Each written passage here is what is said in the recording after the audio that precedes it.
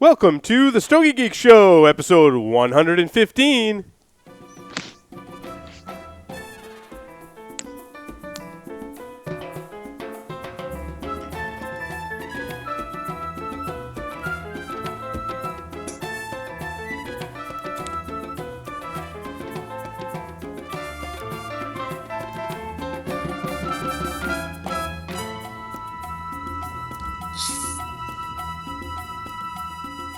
This episode is sponsored by Mr. J's Havana Smoke Shop, located in Rhode Island. They have an outstanding selection of premium handmade cigars. And by the Havana Cigar Club, located in Warwick, Rhode Island. It's a great place to enjoy a drink and a cigar. Stogie Geeks listeners can find a $5 off coupon by visiting our website and clicking on the HCC logo. And by Debonair Cigars. Visit stogiegeeks.com/debonair for a list of retailers who carry Debonair. Buy some today and get a little more debonair. And by Ocean State Cigars. Try the J. Grotto Series Reserva lines and now the new J. Grotto Anniversary.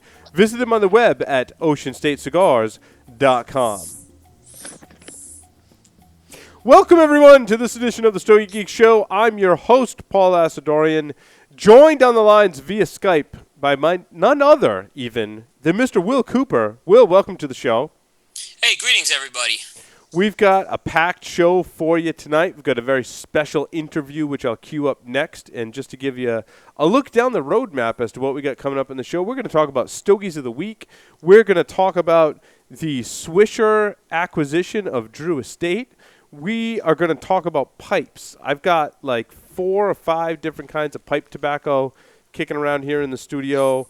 I've got a pipe. I've got an interesting other kind of pipe device that we'll talk about later because you know me and technology and those ridiculous devices that I love to buy. So we'll talk about that coming up later. Will, very nice to be here this evening. Looking forward very much to this show. I want to let you go ahead and introduce our fabulous guest for this evening. Yeah, and I want to give a little shout out to Mr. Dave Burke over at Cigar Jukebox because he really kind of turned me on to our next guest, and it's a man by the name of Mr. Paul Stulac from Paul Stulac Cigars, and I actually did a segment with Dave, and I had an opportunity to smoke the cigar. We'll talk more about the cigars in a little bit. But we're actually tonight smoking the White Blinding. I'm smoking the White Blinding Light. I'm smoking one that had a footband of Lord on the foot. That's his, I believe that's Paul. It's your classic line, correct? Yeah, classic line. Yep. Sorry, I lit up the wrong one. Yep. Sorry, Will. We'll get into it, but Paul, Will Cooper in North Carolina, and Paul Asadorian up in Rhode Island. How are you doing tonight? Hi, guys. Thanks for joining us, Paul. Thank you. So, Paul, how did you get started in the cigar industry? Oh, wow. Always loved cigars since I was a very, very young child, actually. Younger than I ever should have been to like cigars. And basically just decided one day, looked at my buddies, and I said, hey, I'm getting in the cigar business. That was about 20 years ago. I started a kiosk in a mall. It graduated to a store several years later, and then after insanity took over, I decided to start a line about 3 years ago. So there you got the last 20 years in a nutshell. Nice. Now, Paul, you're based in Halifax, Nova Scotia, correct? Based out of Miami in Florida, but I'm from Halifax, Nova Scotia, and I am currently here right now talking to you guys. Yeah, now, correct me if I'm wrong, Halifax has a bridge. It's a green bridge. It's called the Angus McDonald's. Is that correct? You got it. You got it. Yeah, I did a family vacation there about 15 years ago, and that's just stuck in my head. So. I was going to say, wow, well, you really did your homework for this interview. No, but that bridge always was like, my daughter was fascinated with that bridge. She was like 4 years old when we were there, so. Oh, that's funny. Yep. So, Paul, how did you come to create Paul Stulac Cigars? Like, where did you get your start in terms of blending the first ones? Green and. Oh, sorry, you're breaking up us on Like I said, I started in a kiosk many, many years ago when I was a kid, and basically just. I'm sorry. Is that better? Yeah, Can you better hear me? now. Hello. Yep, I Sorry can about hear you. that. I'll start over. Basically, I was a young kid. I was always fascinated by cigars, tobacco, for some reason. That I don't even have the answer to that one. And decided one day that I was going to get in the cigar business. So I started a kiosk and graduated to a store a few years later. This was in my 20s, and went to the IPCR, met a few people in the industry, and just became absolutely just fascinated by the industry. Like anybody who's out there listening to me talk tonight must be obsessed with cigars, because otherwise, why would you listen tonight? um, Fell in love with cigars and the people, and just decided that one day I'm going to start a cigar, be it on a small scale or a larger scale. It didn't really matter to me. So I worked with some people in the industry for a while and came up with some house blends and stuff like that. That was about 10, 15 years ago. And 3 years ago, decided to just completely jump in head first and say, hey, let's do it. So here we are now. So I believe, Will, you're smoking the white blinding light blend. Paul, could you tell us about that? Yeah, we started with the what is known now as the classic line, which was the Angel, Ghost, Phantom, Skull, and Cross of the line, which was the initial release of the line. And I think it was 2 years ago at the Orlando trade show, decided to do some more complex blends. Met a gentleman named Guillermo Pena, and we began working very closely together and developed some blends. All they needed was names, and what came about was the Red Screaming Sun and the Black Midnight Fire. Somehow it just didn't seem complete. I don't know. I just kind of wanted something with white in it for whatever reason. In the middle of the night, the name White Blinding Light came to me. And for all the work it took to create the red and the black, the white, being sort of what's considered our premium of the line, came about very, very quickly and easily. And just overnight kind of became the White Blinding Light. Guillermo had a blend that I liked. We tweaked with it. We played with it a little bit, and we launched it at the IPCPR literally, I think, 20 minutes before the show began. How did So you one of the how'd you come sorry, up with go the ahead. name? How'd you come up with the names, Paul?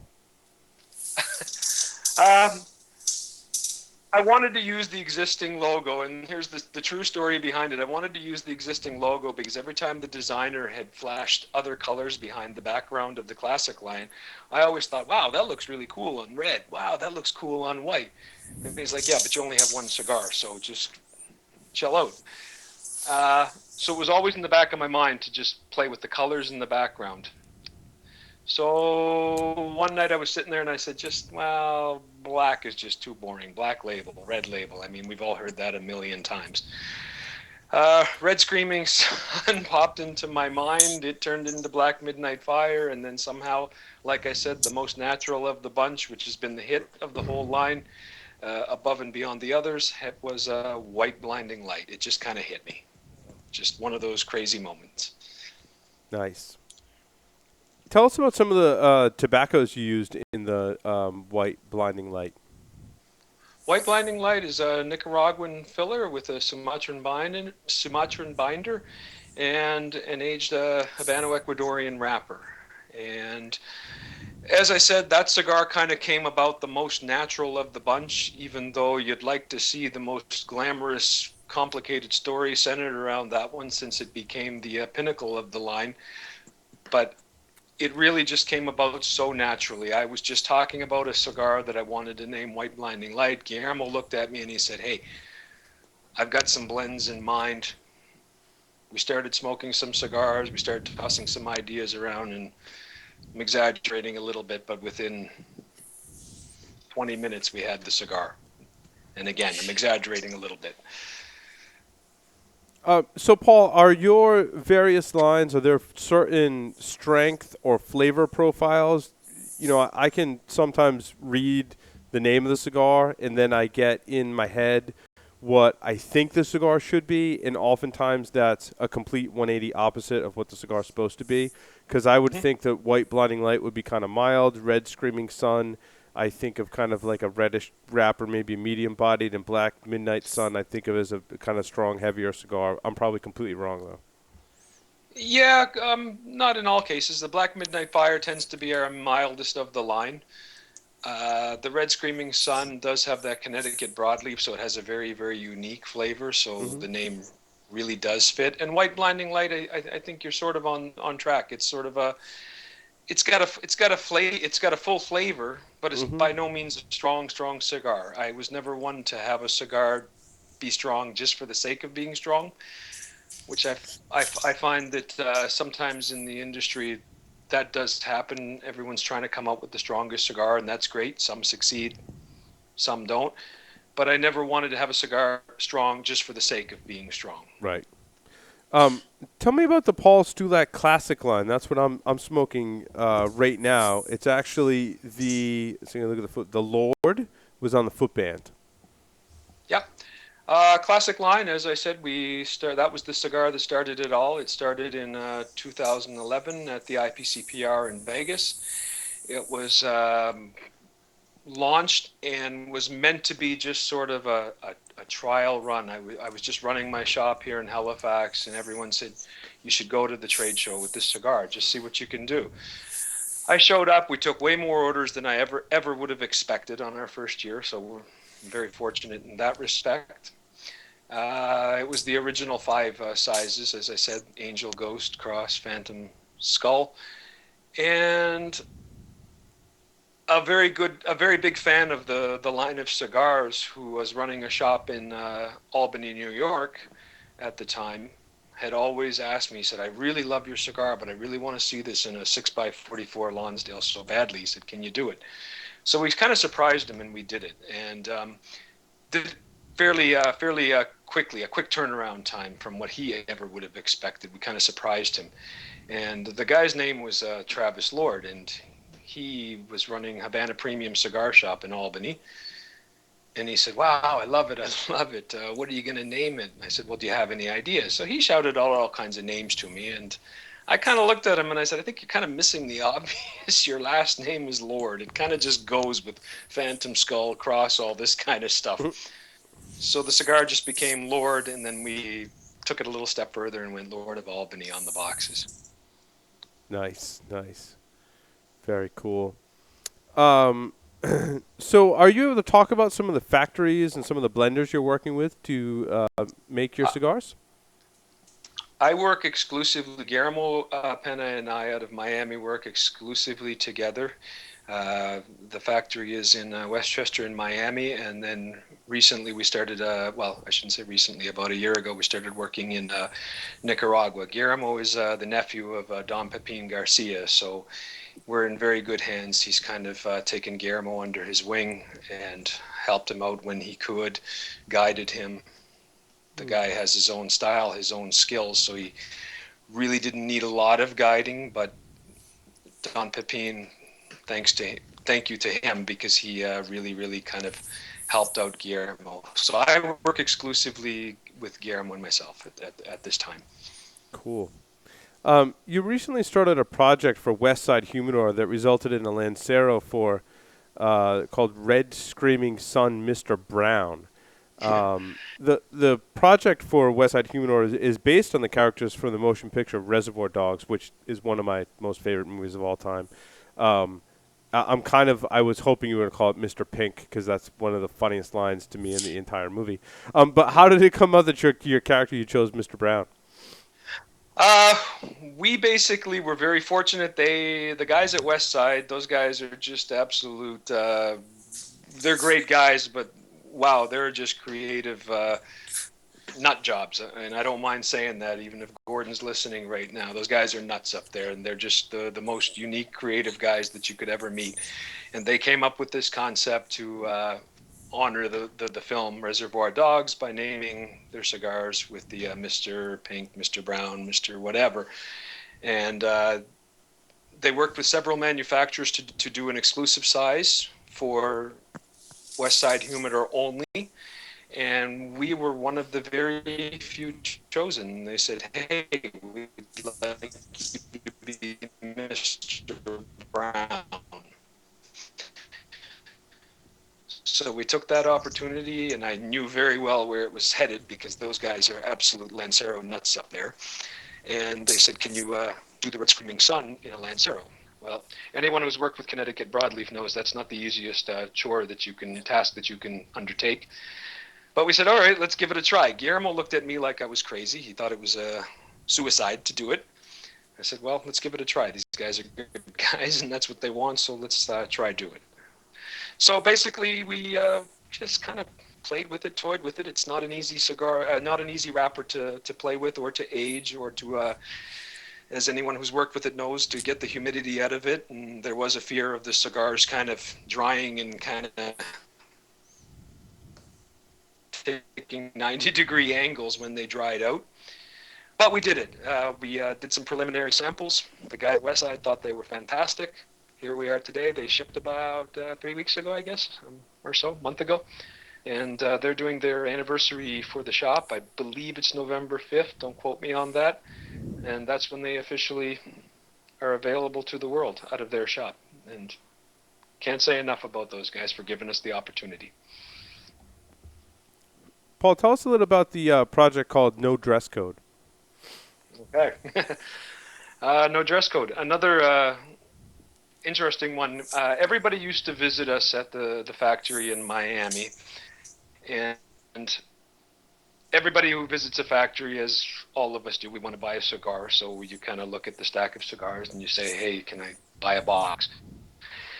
A lot of people ended up asking us, I don't really want those ones. I want the ones that I saw in the aging room, the ones that I saw in the drying room, the ones in the newspaper without labels on them, because it's just kind of sexy. Let's be honest, we're all into that when we go to a cigar factory. There's nothing like looking at a wheel of cigars and picking them up and smelling them and stuff like that. So that's what we ended up doing. We started selling them out of the factory when people used to come for a visit or a tour or what have you. And I just came up with this idea. I said, well, why don't we just do it kind of from roller to smoker? The rollers roll them, they wrap them up in the newspaper, we put them into a cabinet box for shipping purposes and protection.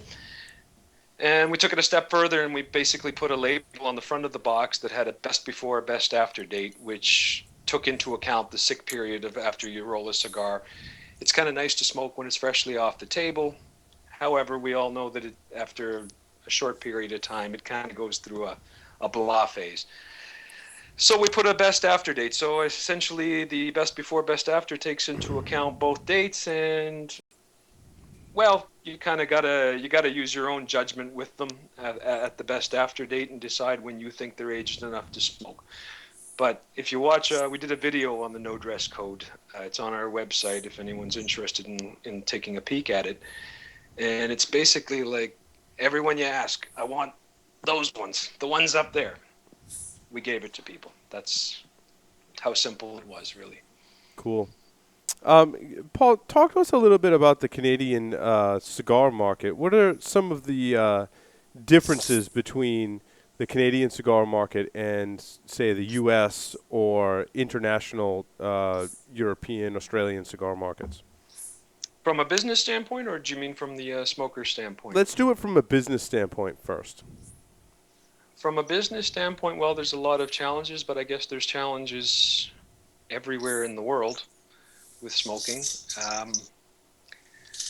Not to single out Canada as one of the as the worst, but it's definitely one of the toughest. The tobacco taxes are extraordinarily high. The smoking laws are almost to the point of ridiculous.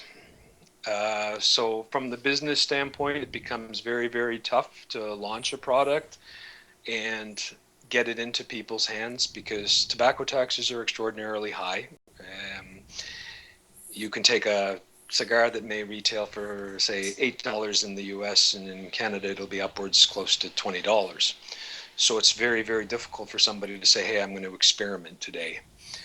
That creates challenges where the retailers sort of are forced to almost carry what they kind of know is going to turn over. So our boutique market is not as strong as the U.S. market, and that's a shame because a lot of the fun aspect of this business is in that boutique market. The experimentation, the hey, I'm going to try something different. I'm going to try something that I'm not reading about in the magazines. That doesn't really exist in Canada, unfortunately. It's really just the major players and a few select brands, including my own. I'm from Canada, and I get emails every day from people from Canada. How come I can't buy your cigars in Canada and you're from Canada? And it's just an unfortunate situation. Gotcha. So what, is the cigar culture different in Canada than the No, U.S., for example, like the smokers? Do you find you have to tailor cigars no. differently for? Cigar guys are cigar guys. Doesn't matter Yeah. where you go. If there's one thing I'm learning is that cigar guys are just cigar guys. It doesn't matter where you go. They just want to kind of enjoy a cigar, have a good chat, and everybody becomes friends at the end of the day, and that's what's so cool about the business. So Paul, I'm sorry. Before I go there, Will, did you have more questions for Paul? Yeah, I gotta just comment on this the white blinding light. This Paul, this is a fantastic cigar, and Will, I'm sorry. Can um, you hold that up for the camera so we can see which one you're smoking? yeah, Okay, that's the one that I sent you. Yeah. Okay. yeah, this is fantastic, Paul. I'm getting that Sumatra from the binder. You get that sweetness off this, and you're getting a little bit of those Nicaraguan spices layered over this. This is a beautiful cigar. I got to take my hats off to this cigar. Well, I really, really appreciate that. It's a cigar I'm very, very proud of.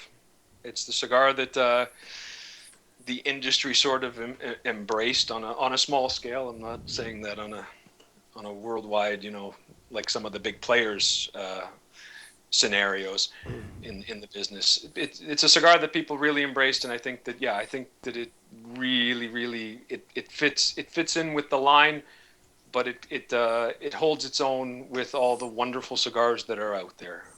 Yeah, I could give this cigar. I mean, this is what I'm saying. This is a cigar you can give to the connoisseur, and you can even give it to someone new to cigars, where it's not going to be overwhelming on the palate, but it's going to give them a ton of flavor.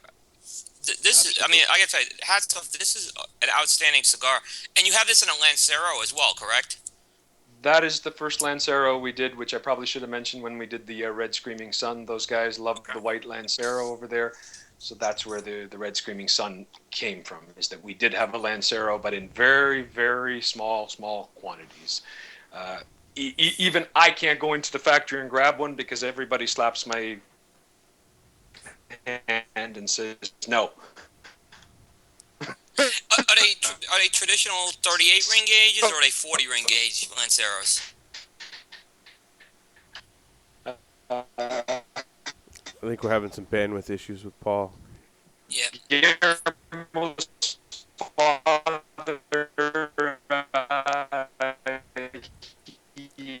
Skype needs to redo its compression algorithms. Yeah, there's nothing we can do other than wait for Skype to catch up with itself. Oh, did we lose them altogether? We got you. 38, yeah. 38.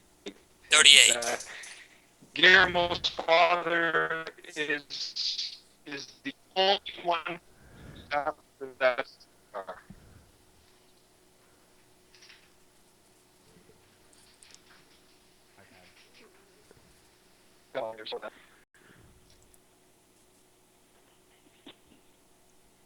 I'm here. Are you guys? Oh, sorry, Are you guys Paul. Yeah, Paul, you were breaking up I on lost us you guys? there. Yeah, you were breaking up on us there. But I think you answered that You it was guys a there? 38, and it sounded like that Guillermo. I'm so sorry. I That's didn't kind do of the way anything. Guillermo wanted it. The only person I can't hear is Will. Can you hear me now? Yeah, that's better. There we go. Okay. I think because you did break up, it sounded like it is a 38 ring gauge, and it sounds like that's the way that Guillermo does the Lanceros. Yeah, it's. I always wanted to do a traditional Lancero because I love Lanceros when they're good, as we all know. When they're bad, they're terrible. When they're great, they're great. Mostly Exactly. because of the draw problems that many people experience with them. Guillermo's father, he basically is third generation tobacco, and he really, really, really loves that shape of cigar. So every single Lancero that we put out does not go out unless he watched it being rolled, or in 90% of the situations rolled it himself. Now, Paul, I'm smoking your classic line. This is not something I would give to a new cigar smoker. This has got a little more punch to it. Can you talk a little bit about the wrapper binder filler? Yeah, all Nicaraguan. We have a binder and a filler and Ecuadorian wrappers available in natural and Maduro. It was kind of designed to be sort of an entry level cigar. It was at a time when I was breaking into the industry, so it wasn't something that I was going to try to reinvent the wheel. It was kind of like make it appeal to. I hate to use the word mass appeal, but for lack of a better word, so that it would appeal to the most amount of people and sort of be accepted as an alternative to whatever they were smoking. Just to get the cigars into people's hands. Again, we don't do cigars that are extraordinarily strong just for the sake of being strong, nor do we really do that overly mild cigar that there is a market for. Don't get me wrong. So yeah, it was just kind of blended to fit into as many people's hands as possible without being generic. Cool. Will, did you have more questions for Paul? Yeah, Paul. In terms of what was some of the cigars that you kind of, because obviously you had a shop for a long time. What was some of the cigars that you kind of grew up on and became some of your favorites early on? Because I was Canadian, I did spend a lot of time with Cuban cigars and going to Cuba. So I was always fond of certain brands in Cuba. One of them being Bolivar, Partagas, that kind of thing, Huera Monterey, what have you. So that is where I started out. I did very quickly, or in a few years, learn that there was so many great cigars other than Cubans that I very quickly became fond of in those days, and still I'm a huge fan of, say, Padron or any of the traditional brands out there. Uh, but that being said, over the last few years, there's just so much cool stuff that so many people are doing that I don't think it's like years ago where you could just pick one brand and say, "Hey, that's my cigar." I know when I first started in this business, you could basically look out your window and see a customer pulling up in the parking lot of the shop and have their cigars on the table, ready for them by the time they walked in the door, because it was that everybody just stuck to their brand. That's kind of died off in recent history. Now you have no clue. You don't have a clue what the 25-year-old guy is going to smoke, nor do you have a clue what the 70-year-old guy. Everybody's just all over the board, and that's so cool. It's just so great for the industry. It's so great for the smokers. There's just nothing like smoking cigars in this day and age right now, 2014. Do you feel sometimes that when I talk, we have a lot of guests on the show, and a lot of times the manufacturers or people in the industry will say that there's too much pressure to put something new out. Do you feel that pressure, and do you think that's a good or No. bad thing for the industry to always have something new out? I won't make a comment on what everybody else should or shouldn't do. I will say for us, we don't come out with stuff on a regular basis just for the sake of coming out with it. Many of you have probably heard me say that before. I don't come out with something new unless I really feel it warrants being released as something new. Um, I, when we came out with the Lord 6x44, I mean that easily could have just been the start of a whole new kind of a cigar. When it got suggested to us, there was a whole bunch of different ideas being tossed around. I just felt like no, that becomes an extension of the classic line. Let's do it in that blend. Let's do what we do. Let's do it as well as we can. It may not appeal to everyone. I always quantify my statements by saying that, but I never, ever believed in just, hey, let's come up with a new label and put it on this and release it as something new. It's for better or for worse. Maybe I'd be 10 times more successful if I did that. I don't know. I don't begrudge anybody out there who does it. It's just not for us.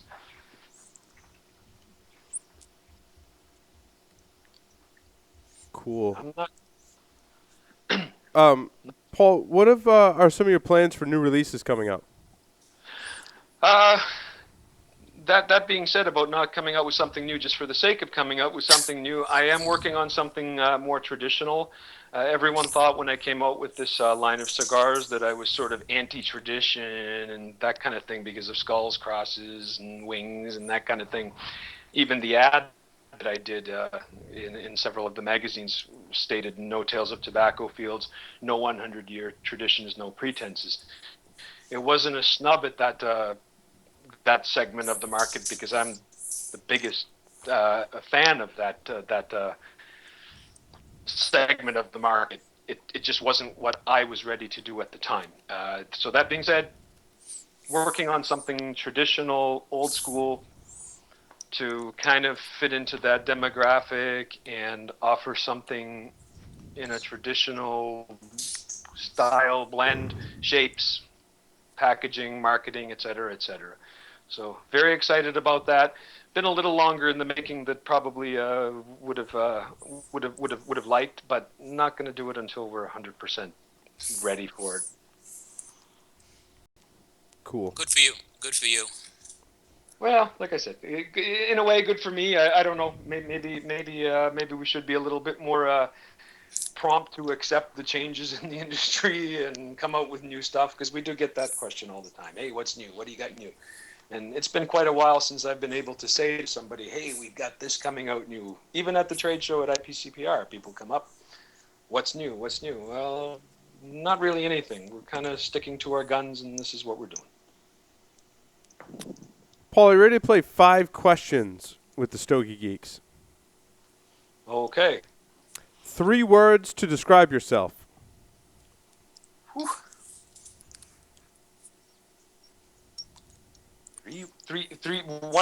One word answers? 3 words, yep.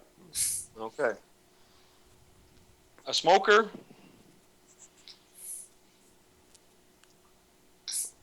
Think too much. That's not one word, is it? That's right. We can hyphenate it. Hyphenated, okay. And not, oh gosh, one word again.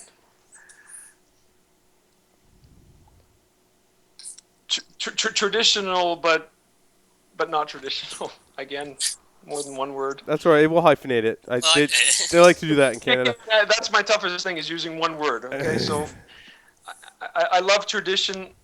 I am very tough for accepting change, but at the same time, I embrace change. If you were a serial killer, what would be your weapon of choice? A lit cigar. If you wrote a book about yourself, what would the title be? Me. In the popular game of Ask Grabby Grabby, do you prefer to go first or second? Of what was that game? I don't think I've ever heard of the game. It's called Ask Grabby Grabby. It's popular in Europe. Oh, okay. I like first, so let's do it. If you had to pick 2 celebrities to be your parents, who would they be? Interesting question. Probably the 2 of you guys.